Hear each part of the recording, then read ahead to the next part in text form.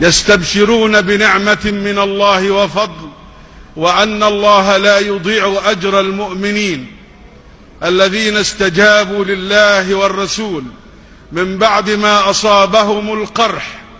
للذين أحسنوا منهم واتقوا أجر عظيم. الذين قال لهم الناس إن الناس قد جمعوا لكم فاخشوهم فزادهم إيمانا وقالوا حسبنا الله ونعم الوكيل.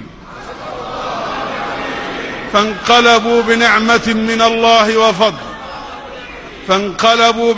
من الله وفضل لم يمسسهم سوء واتبعوا رضوان الله والله ذو فضل عظيم. إنما ذلكم الشيطان يخوف أولياءه فلا تخافوهم وخافون إن كنتم مؤمنين.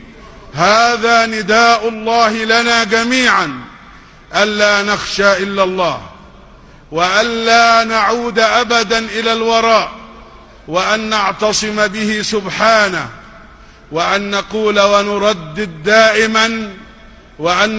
ونردد دائما حسبنا الله ونعم الوكيل. هذا يكفينا، الله كافينا. الله سبحانه وتعالى يحب إذا نظر إلى عباده أن يراهم له داعين وبسنته مستمسكين وبدينه وحبله المتين معتصمين.